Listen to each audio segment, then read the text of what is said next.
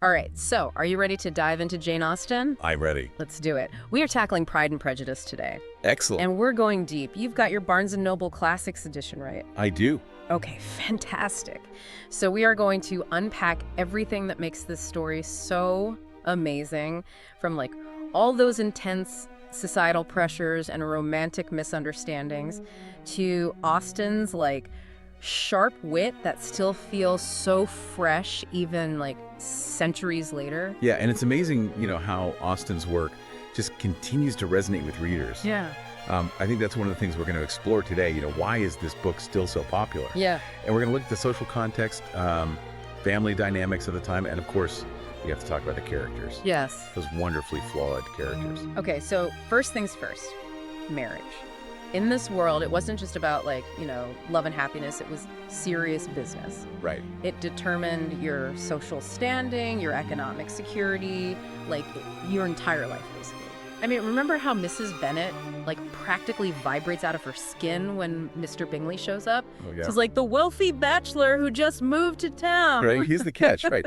And Austen actually gives us, a great line that really sums this up. Oh, I love her lines. I know. She's like, Mrs. Bennet, she says, a single man of large fortune, 4,000 or 5,000 a year. What a fine thing for our girls. Oh, she's amazing. I mean, that just sums up the whole societal pressure on women. Yeah, it really does. Especially, women without a lot of money. Exactly. Yeah, particularly those who didn't have a substantial inheritance. They had to marry well because their futures literally depended on it. Totally. And then you have Charlotte Lucas.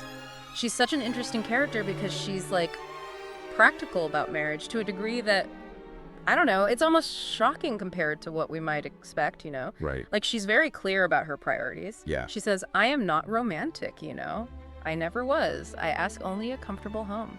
Yeah, it makes you think about the compromises people were willing to make. For sure. I mean, particularly women in that time period. Austen does such a great job of presenting us with this really contrasting perspective because she's challenging this idea that romantic love is the only motivation for marriage. Yeah. Yeah. And Charlotte's situation and her choice to marry Mr. Collins really reflects those really harsh economic realities that women faced during that time. Mm. And one of the things that we see in the book is this practice of entailment, which basically meant that inheritance went only to male heirs. Oh, wow. So women were often left with very limited options. It's kind of like Austen peels back the curtain on all the anxieties of that society. She does. It's like marrying for love was this luxury that most people couldn't afford. Yeah, precisely. And those anxieties that you're talking about, they really underpin the characters' decisions, their actions, everything they do throughout the story. It's all connected. It's all connected. And I think that's one of the things that makes Austen such a brilliant writer. She reveals the complexities of human relationships, but she does it within this very specific social and historical framework. Okay, so speaking of complex relationships, we have to talk about the heart of the story, right? Elizabeth Bennet and Mr. Darcy. Yes. Talk about a clash of first impressions. I mean, it is haughty disdain from him and fiery prejudice from her right from the start. Oh yeah, they do not start off well. Remember when she overhears Darcy's remark at the ball? Oh, tell me you have the quote. Yeah, I do. She is tolerable, but not handsome enough to tempt me. Oh, he is brutal. Yeah, I mean, talk about adding insult to injury. Ouch. I mean, you just know Elizabeth, with her wit, her independence, she is not going to let that one go. No. But their judgments of each other, they're rooted in Pride and Prejudice, right? They are. Yeah, absolutely. I mean, and I think to really understand their dynamic, we have to sort of pull back and look at that bigger picture of class distinctions and societal expectations during this time period. It's like their first impressions are totally colored by their social positions. Exactly. Yeah, Darcy's coming from a place of wealth and privilege, and initially he sees Elizabeth and her family as, well, beneath him. Which, of course, makes Elizabeth even more prejudiced against him and his whole world. Right, exactly. She misreads all of his actions as arrogance because of his status. Right, exactly. But then there's that whole thing with Lydia. Oh, yeah. And Wickham. That's a turning point. It's such a game changer. He basically saves the Bennet family from social ruin, He does. It's like we suddenly see this whole other side of Darcy. Right, it's a powerful turning point because it challenges Elizabeth's assumptions about Darcy. And it's so Austen, isn't it? she takes these societal expectations, all this drama, and weaves it into this captivating story. But also I was thinking about how she subtly brings in the Napoleonic Wars into everything. Oh, that's interesting. Yeah, talk about that a little bit. It's almost like this ever-present kind of shadow that's looming over everything, Yeah. even with all the dances and the socializing. It's there. It's that historical backdrop. Exactly. And Austen very masterfully utilizes this backdrop of uncertainty and change to kind of add this extra layer of depth to the story. For instance, we see the war's impact on a character like Wickham, Oh, right. who we discover is kind of drowning in debt. It Yeah. adds this complexity to his actions. For sure. And all of this is happening with these really distinct families, right? You've got the Bennets, who are just like a whirlwind of emotions. There's a lot. And a lot of chaos. Yeah. Mrs. Bennet, I mean, she's one of a kind. Oh, she's a piece of work, Mrs. Bennet. But then you have Darcy, right? Yeah. And his whole world at Pemberley, his estate. Right. And it's like all about this formal elegance. That contrast is so intentional. Totally. I mean, the Bennet family, they have this very relaxed, almost chaotic family dynamic, which stands in such stark contrast to the reserved elegance of Pemberley. It's Right? like two different worlds. Two different worlds, and it's highlighting the differences in social expectations and even like parenting styles. Right, right. And speaking of personalities, we cannot forget those supporting characters. They're the best. They bring so much to this story. Mr. Collins, Oh my gosh. with his over-the-top flattery. and those cringeworthy proposals. Oh, he's comedy gold. He's the best. I mean, that line, almost as well as if it were your own. Oh, stop. After he proposes to Elizabeth, it's just awkwardness at its finest. And then you have Wickham.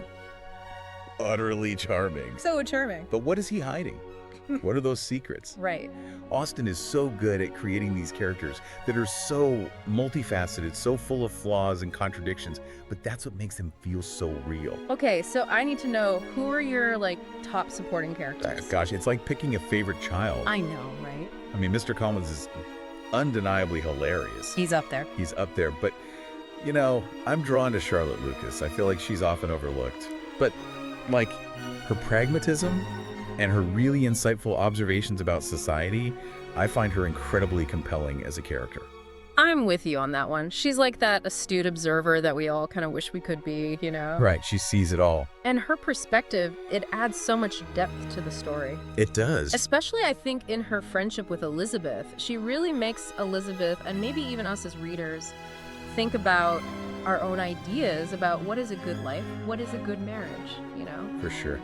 Yeah, and it's such a good line, too, because it's happiness in marriage is entirely a matter of chance. I mean, it makes you realize that even back then, the whole idea of romantic love didn't always match up with, the reality of marriage. That's so true. And Austen really makes us think about these big questions, Right. What is love? What is a good marriage? And how does society influence all of that? Right. But let's be real, Pride and Prejudice is also hilarious. Oh, absolutely. I mean, who can forget that disaster proposal scene with Mr. Collins and Elizabeth? Oh my gosh. It's painful but amazing. The cringe is real. It's so good. Or Lydia, right? She's just clueless about the scandal she creates by running off with Wickham. Oh, Lydia. Austin's so good at capturing those moments, those characters.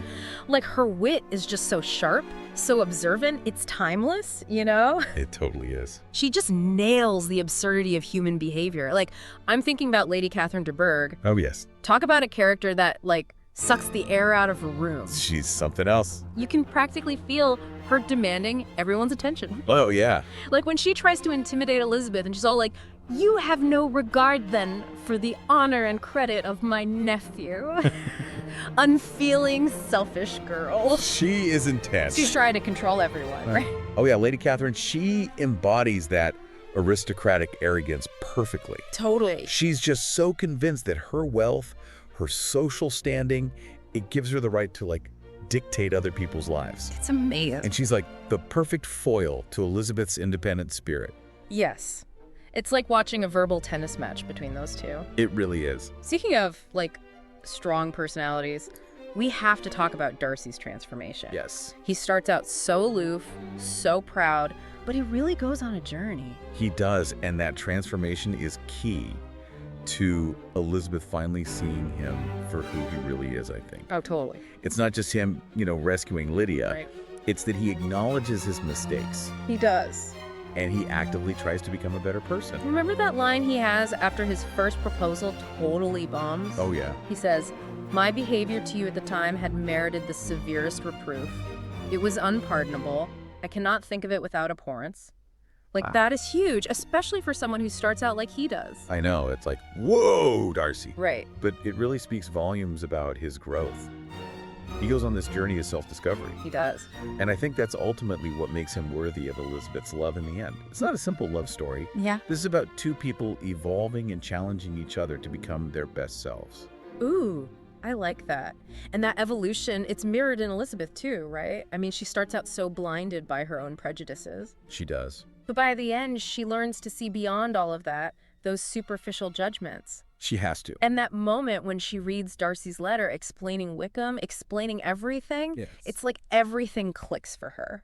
It's such a turning point for Elizabeth's own self-reflection, I think, Totally. because she's forced to confront her own pride. She is. And she realizes how much her own prejudice has clouded her judgment. Which is such a powerful message for us as readers too, you know? Absolutely. I mean, we all have biases. We make assumptions. Yeah. And being willing to examine those, you know, really look at them and actually change our opinions when we get new information, it's huge. It's crucial, yeah. And I think that's what makes Pride and Prejudice so relevant, you know, even today. Totally. It's not just this historical romance. It's about personal growth, social awareness, the complexities of human relationships. It's so much more. And it reminds us that, like, sometimes that first impression, it's not the whole story. Not at all. I mean, Darcy and Elizabeth, they totally misjudge each other. Completely. But when they actually start to get to know each other, they see beyond all of that. They do. And that final love confession scene, it's just perfect. Oh, I love that scene. It's understated, but it's incredibly powerful. It's so good. I mean, Darcy admits that Elizabeth taught him to hope, as I had scarcely ever allowed myself to hope before. It's like he finally lets his guard down. He does. He allows himself to be vulnerable. And she admits her own mistakes too, right? Yeah, she does. Like when she says, "My courage always rises at every attempt to intimidate me." Oh, I love that line. It's like this amazing moment of, like, understanding, you know, acceptance, Yes. honesty. Mutual understanding, for sure. It's so good. And it leads to that satisfying classic happy ending. It does? Darcy, Elizabeth, they find love, they find happiness, not just with each other, but within a society that, in a way, has kind of evolved too, right? Exactly. It's like Austen leaves us with this sense of hope, you know? Yeah. Like even within these rigid social structures, individuals can still challenge these conventions and find their own version of fulfillment and happiness. It's a good message. And, you know, we've talked about a lot. We've talked about love, marriage, all the social dynamics. We even touched on war a little bit. But I don't want to forget about the humor that's woven throughout Pride and Prejudice. Oh, yeah. I mean, it is laugh out loud funny, even centuries later. It absolutely is. And Austen's wit, it's as sharp today as it was then. It's true. Take Mr. Collins, for example. Oh, Mr. Collins. He's practically a walking caricature of pompous self-importance. Oh my gosh. And that letter he sends to Mr. Bennet, like announcing his arrival, his intentions, it's amazing. Oh, it's fantastic. He's like, "The disagreement subsisting between yourself and my late honored father always gave me much uneasiness, and since I now have the power of relieving you from it, I feel it my duty to make you a suitable proposal." It's like he's doing them a favor, right? I know. By offering to marry one of their daughters. I know. It's fantastic. And Mrs. Bennet, right? Like, with her relentless pursuit of wealthy husbands for her daughters. Oh, she's relentless. Whether she's scheming to get them noticed or just, like, lamenting their boring lives, she's amazing. She's a constant source of amusement. She is. Like, when she's all, "My dear Mr. Bennet," she says, "How can you be so tiresome? You must know that I am thinking of his marrying one of them." I mean, she's completely oblivious. Totally oblivious. But, you know, even amidst the humor, Austen's offering this really sly critique of societal values. Oh, for sure. I mean, Mrs. Bennet's obsession with marrying off her daughters, as ridiculous as it can be, it reflects the very real pressures on women during this time. Yes. To secure their financial futures through marriage. It's that balance, right? Yes. The wit and the social commentary, it's what makes Pride and Prejudice so brilliant. Absolutely. She makes us laugh, but she also makes us think, which is like a gift, I think. It is a gift. And she does it without being, like, preachy or moralizing. Right. You know, she's not hitting you over the head with it. No. She's just presenting her characters and their dilemmas with wit and compassion and letting us draw our own conclusions. Okay, so that's classic Austen, right? Subtle but impactful. And it's something that makes her work, Pride and Prejudice especially, so relevant, even now. It really does. It's not just a fluffy historical romance. Right. It's this exploration of human nature, of how society works, and that universal search for love and happiness that we all relate to. Yeah, it reminds us that even in this world that can sometimes feel very divided and cynical, love and hope can still prevail. Okay, so we've covered a lot. We've talked about the social context, the dynamics of the families, the humor, the romance, of course. It's a lot. It's a lot. But there's one more element that we cannot overlook. Okay, what's that? Austen's writing itself. Ah, yes. Her prose, it's just a delight to read. It's elegant, it's witty, so precise. It really is. The way she uses language to craft these vivid characters and create these scenes, and she conveys these really complex emotions with, like, this remarkable efficiency. She really does. It's just amazing. Like, she can sum up a personality in a single sentence. Oh, totally. Like, remember when she describes Mr. Collins as a mixture of pride and obsequiousness, self-importance and humility? Spot on. I mean, it's perfect. Or how about her descriptions of Pemberley? Oh, they're breathtaking. They're amazing, Yeah. right? Yeah. She captures the grandeur of this estate, but she also gives you this sense of its warmth, its intimacy. She does. And she doesn't lose that irony, that wit that she's known for. Ever. It's like she's winking at the reader, you know? She is. Like, come on, let's laugh at these characters together. She's the best. It's great. It's no wonder that Pride and Prejudice has remained a beloved classic for centuries. I know. It's a testament to Austen's genius. You know, Oh, totally. her characters, the situations, it still resonates. So true. Okay, so as we're kind of starting to wrap up our deep dive into Pride and Prejudice, what are some of the key takeaways for our listeners? Okay, well, first and foremost, I think Austen reminds us that first impressions can be deceiving. It's true. Darcy and Elizabeth are a perfect example. Because They misjudged each other initially, but as they get to know one another better, they learn to see beyond those preconceived notions. it's a good reminder for all of us. Absolutely. And I think Austen also highlights how much social context really shapes our lives, the choices that we make. Right, like those invisible forces that are always at play. Exactly. Yeah. And, you know, the characters in Pride and Prejudice, they're obviously restricted by those really rigid social hierarchies of their time. But I love that they find these ways to navigate those constraints and forge their own paths. And that's like a powerful message, right? It is. Like, even within a system that might feel restrictive, we still have choices. Absolutely. We have the power to create our own destinies. You got it. And finally, I think Austen celebrates the power of love and compassion to overcome prejudice and adversity. Ooh, I like that. Darcy and Elizabeth, their love story is a testament to just how transformative human connection can be. Okay, so a good reminder then that even in a world that can be, you know, tough, divided, cynical, there's still room for love and hope. Always. I love that. It's amazing, right? Like, Austen can pack so much into a single story, and it makes you think, you know?